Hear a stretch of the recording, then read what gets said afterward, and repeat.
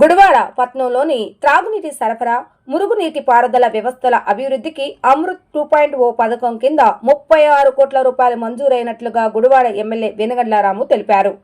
ఈ నిధులతో పట్టణంతో పాటు శివారు కాలనీలో త్రాగునీటి సమస్యలకు శాశ్వత పరిష్కారం కల్పించే దిశగా చర్యలు చేపడుతున్నట్లుగా చెప్పారు.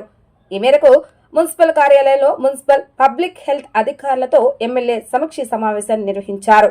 గుడివాడ పట్టణం శివారు కాలనీలు ప్రభుత్వ లేఅవుట్లో త్రాగునీటి అవసరాలపై రూపొందించిన మాస్టర్ ప్లాన్ ను అధికారులు ఎమ్మెల్యేకు వివరించారు. ప్రజల భవిష్యత్ అవసరాలను దృష్టిలో ఉంచుకొని పనులు నాణ్యతతో వేగంతో పూర్తి చేయాలని ఆయన అధికారులకు సూచించారు.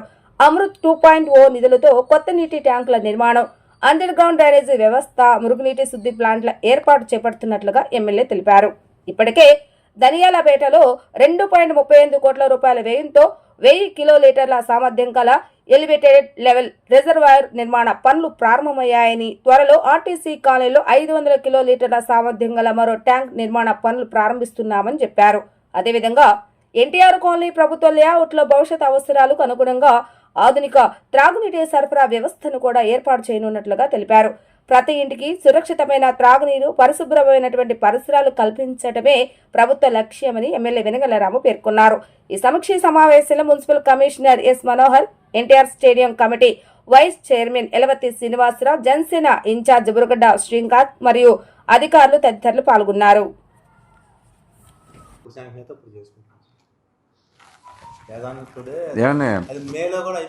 ఏమన్నా గతంలో జరిగినట్టు జరుగుతుంది కదండి. అది ట్యాంక్ కడతాం, మన దాంట్లో నీళ్ళు మెనిపో పిచ్చితనంగా ఉంటుంది కదా. అది ఇక ఏది లేకపోతే ఏం చేద్దామంటే బేసికల్ అన్ని మెయిన్ ట్రంక్లన్నీ వేసి పడేసి కూర్చున్నాం. చిన్న చిన్న అన్ని తర్వాత నెక్స్ట్ బడ్జెట్లో వేసుకుందాం. ఫంక్షన్లోకి రావు, అదో ప్రాబ్లం. అదొకటి ఉండదా?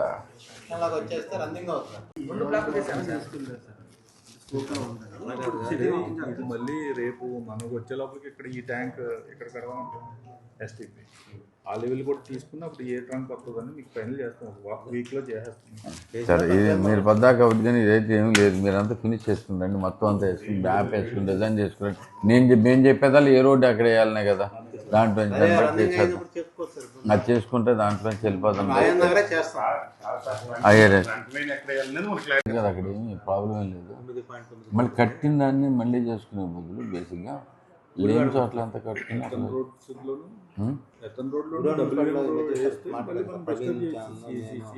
అవును. ఇప్పుడు మా రోడ్డు ఉందండి, మా రోడ్డు బ్రహ్మాండంగా ఉంటుంది. దాంట్లో దాన్ని కట్టేసి దాన్ని లేపేసి ఇంట్లో తీసేపోయి అది మా పక్క రోడ్డు లేదు. ఎగ్జాంపుల్ పక్క రోడ్డు తార్ రోడ్డు ఉంది, దాంట్లో తక్కువ అది పక్క రోడ్డు వేసేస్తాం, ఇది ఆపేస్తాం. తర్వాత కలుపుకోవచ్చు మామూలుగా అట్లా దాంట్లో చేయండి. కానీ అది అక్కడ ప్లేస్ ఉంది మనకి, అక్కడ ఇంపార్టెంట్ కాదు మేజర్గా. అక్కడ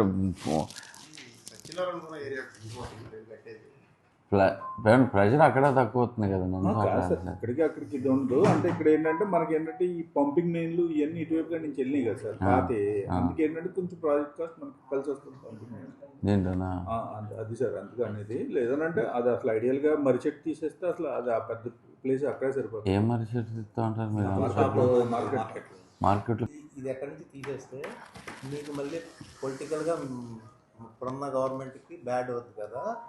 అక్కడ ఏదో కట్టండి ఫస్ట్, దాంట్లో బ్యాలెన్స్ సేవింగ్ ఉంటే కడితేనే బ్యాడ్ అవుతుందండి ఎవరికైనా. దాంట్లో కట్టి నీళ్ళు పోతే అంతకంటే బ్యాడ్ ఉండదా? నేమో మాకు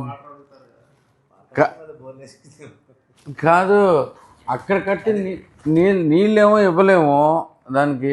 అది కట్టి ఇప్పుడు వీళ్ళు పెట్టారు చూసారా, ఎలక్షన్ ముందు మీరు చేశారు కదండి ఒకటి.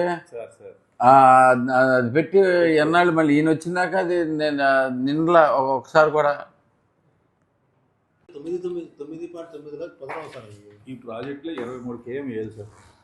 ఏ దేంట్లో? మళ్ళీ 23 కిలోమీటర్లు దాంట్లోనే వేయాలా? అవును సార్. దాన్ని ఏంటంటే మీరు అన్నట్టు ఏంటంటే జస్టిఫికేషన్ రాసుకుని దాంట్లో ఏంటంటే ABCD బ్లాక్లు ఉన్నాయి సార్. మనకి ఏంటంటే ఏ బ్లాక్లోనే ఎక్కువ ఆక్యుపెన్సీ ఉంది, బిలో ఉంది, కొంచెం డిలో ఉంటుంది, CDEFలో మటుకు ఆక్యుపెన్సీ లేదు. అట్లా